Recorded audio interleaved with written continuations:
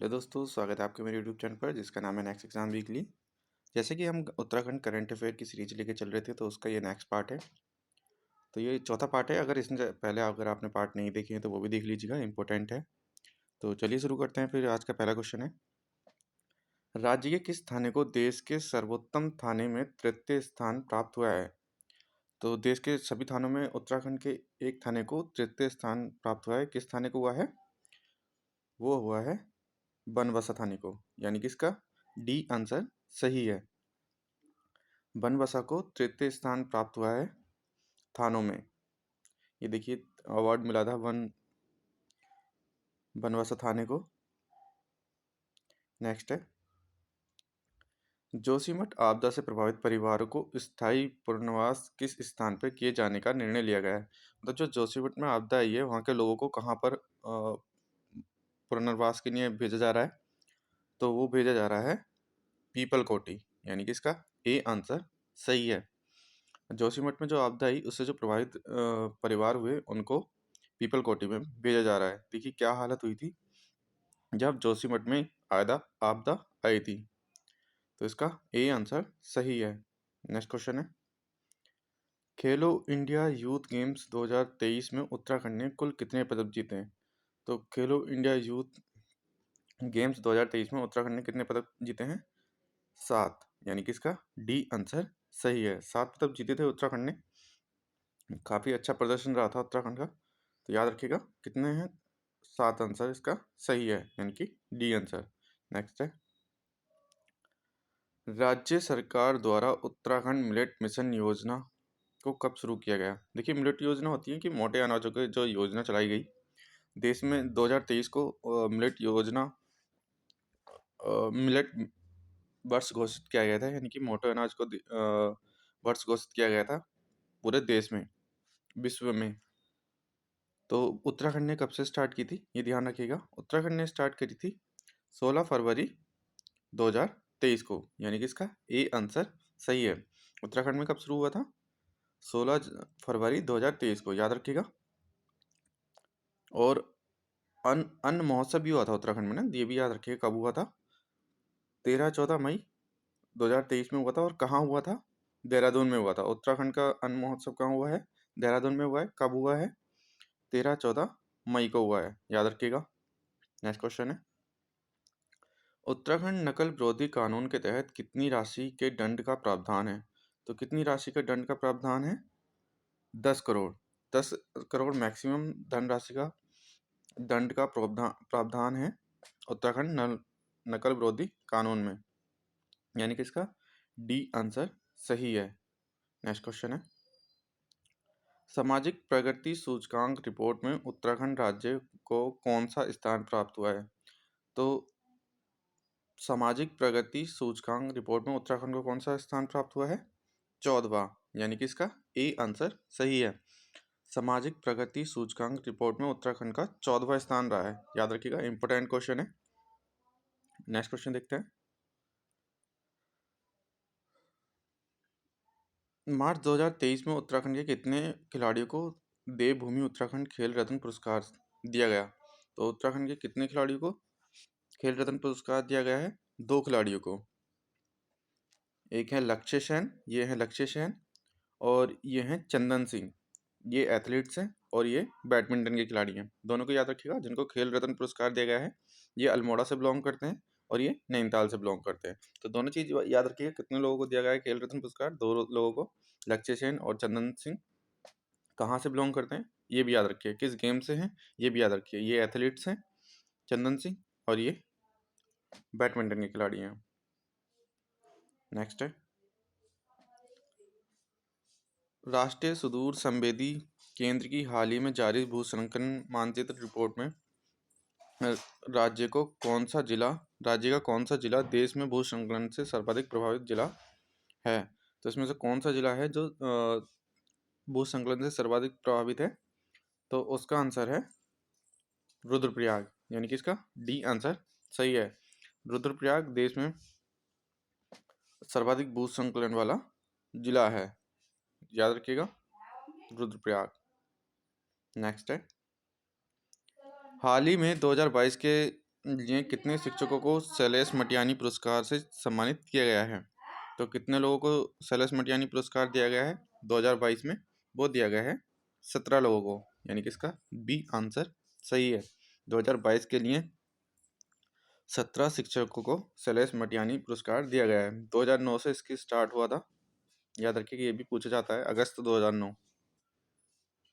दोनों चीज़ याद रखिएगा, कब से स्टार्ट हुआ था, कितने लोगों को सम्मानित किया गया सॉरी। नेक्स्ट क्वेश्चन है, जल जीवन मिशन योजना के तहत हर घर जल से जल पहुंचाने वाले पहला जिला कौन सा रहा है? तो जल जीवन मिशन योजना के तहत हर घर नल से जल पहुंचाने वाला जिला कौन सा बना है? वो बना है देहरादून, यानी कि इसका ए आंसर सही है। देहरादून हर घर नल से जल पहुंचाने वाला जिला रहा है। नेक्स्ट क्वेश्चन है, मुख्यमंत्री एकल महिला सशक्त स्वरोजगार योजना के लिए न्यूनतम और अधिकतम कितने वर्ष तक की महिलाओं पात्र होंगी? इम्पोर्टेंट क्वेश्चन है। देखिए पहले तो याद रखिएगा कि इसमें सब्सिडी लगभग 50% दी जाती है, ठीक है, और 1 लाख तक का लोन दिया जाता है इसमें, ठीक है, और इसमें कितने वर्ष तक की महिलाएं वो होंगी, इंक्लूड होंगी? वो होंगी 25 से 45 तक, यानी कि इसका ए आंसर सही है। 25 से 45 वर्ष की महिलाएं इस लोन को ले सकती हैं, जिससे स्वरोजगार में बढ़ोतरी होगी। तो याद रखिएगा कितनी धनराशि दी जाती है, कितनी सब्सिडी है, दोनों चीज़ को याद रखिएगा आप ना। सब्सिडी 50% है, राशि 1 लाख है, और 25 से 45 वर्ष तक की महिलाएं इसका लाभ उठा सकती हैं। पूर्वी लद्दाख में स्वतंत्र फील्ड बटालियन की कमान संभालने वाली पहली महिला अधिकारी कौन बनी है?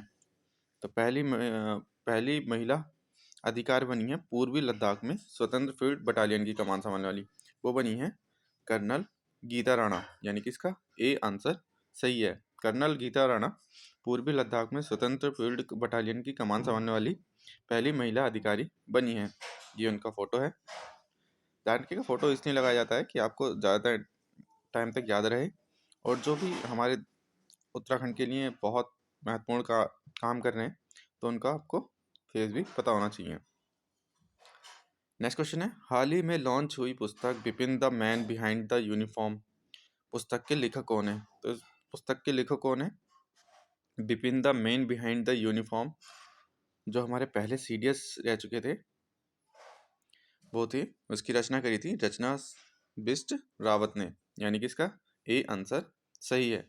रचना बिष्ट रावत जी की पुस्तक है Bipin the man behind the uniform. याद रखिएगा इंपोर्टेंट पुस्तक है। पहले सीडीएस थे हमारी ये, जिनका हेलीकॉप्टर दुर्घटना में मृत्यु हो गई थी, ठीक है, और कहाँ से बिलोंग करते हैं, ये पौड़ी से बिलोंग करते हैं। सारी चीज़ें याद रखिएगा इनके बारे में। नेक्स्ट है, वर्ष 2023-24 के लिए उत्तराखंड विधानसभा में कितना बजट पेश किया गया? तो उत्तराखंड के लिए कितना बजट पेश किया गया था 2023-24 के लिए? इम्पोर्टेंट क्वेश्चन है। 77,407 करोड़, याद रखिएगा 77,407 करोड़ उत्तराखंड विधानसभा में 2022-23 के लिए बजट पेश किया गया था, यानी कि इसका सी आंसर सही है। नेक्स्ट क्वेश्चन है, हाल ही में अंतर्राष्ट्रीय योग महोत्सव 2023 का आयोजन कहाँ किया गया? तो हाल ही में अंतर्राष्ट्रीय योग महोत्सव 2023 कहाँ किया गया? सभी को पता होगा, योग सिटी किसे बोलते हैं? ऋषिकेश को, यानी कि इसका बी आंसर सही है। देखिए इस बार 9th नंबर का था ये, ठीक है, ये भी याद रखिएगा 9th नंबर का था, और किस तारीख को मनाया जाता है? 21 जून को मनाया जाता है, ठीक है, ये भी याद रखिएगा। और इसकी थीम बहुत इंपॉर्टेंट है, योगा फॉर वासुदेव कुटुंबकम। जो हमारी G20 की थीम थी वासुदेव कुटुंबकम, उसी के लिए आया था योगा फॉर वासुदेव कुटुंबकम। सारी चीज़ें याद रखिएगा। कहाँ हुआ? ऋषिकेश में हुआ, 9th नंबर का था, 21 जून का मनाया जाता है योगा फॉर वासुदेव कुटुंबकम। ये सब चीज़ें याद रखिएगा इसके बारे में। पीएम आवास योजना ग्रामीण में उत्तराखंड में कौन सा स्थान पर रहा? देखिए ये पूछा है ग्रामीण का। देखिए ग्रामीण और शहरी दोनों की अलग अलग रैंक बनती है। तो ग्रामीण में उत्तराखंड का जो रैंक रही थी पीएम आवास योजना ग्रामीण योजना के तहत, वो रही थी दूसरी, यानी कि इसका बी आंसर सही है। पीएम आवास योजना ग्रामीण में उत्तराखंड का कौन सा स्थान रहा है? दूसरा रहा है। काफ़ी अच्छी रैंक हुई है। नेक्स्ट क्वेश्चन है, आर्थिक सर्वे 2022-23 में प्रति व्यक्ति आय में कितने फीसदी की बढ़ोतरी हुई है? तो 2022-23 में प्रति व्यक्ति आय में कितने % की वृद्धि हुई है? याद रखिएगा, इंपॉर्टेंट क्वेश्चन है। वो हुई है 10.05% की, यानी कि इसका ए आंसर सही है। 10.05% की बढ़ोतरी हुई है 2022-23 के प्रति व्यक्ति आय में। ठीक है। उत्तराखंड में पहली स्पोर्ट्स यूनिवर्सिटी की स्थापना कहाँ की जाएगी? पहली स्पोर्ट्स यूनिवर्सिटी कहाँ की जाएगी? देखिए, इसका ऑप्शन दिए गए हैं, ए हल्द्वानी, बी रायपुर, सी हरिद्वार या डी कोटद्वार। तो इसका सही आंसर क्या होगा? ए हल्द्वानी। हल्द्वानी में पहली स्पोर्ट्स यूनिवर्सिटी की स्थापना की जाएगी, इसकी मंजूरी मिल गई है, जल्दी इसका काम स्टार्ट होगा। नेक्स्ट है, हाल ही में किसने राष्ट्रीय युवा संसद में उत्तराखंड का प्रतिनिधित्व किया तथा G20 सम्मेलन में व्याख्यान किया? तो किसने किया था? इंपॉर्टेंट क्वेश्चन है। इसका सही आंसर है बी दिव्या नेगी। दिव्या नेगी ने राष्ट्रीय युवा संसद में उत्तराखंड का प्रतिनिधित्व किया तथा G20 में व्याख्यान दिया था। मोस्ट इम्पोर्टेंट क्वेश्चन है, ये उनका फोटो है। तो ये थे आज के क्वेश्चन। उम्मीद है आपको वीडियो पसंद आएगी। वीडियो पसंद आएगी तो वीडियो को लाइक कीजिएगा, अपने दोस्तों के साथ शेयर कीजिएगा, और अगर आप चैनल पर न्यू हैं तो चैनल को सब्सक्राइब भी कर लीजिएगा। धन्यवाद।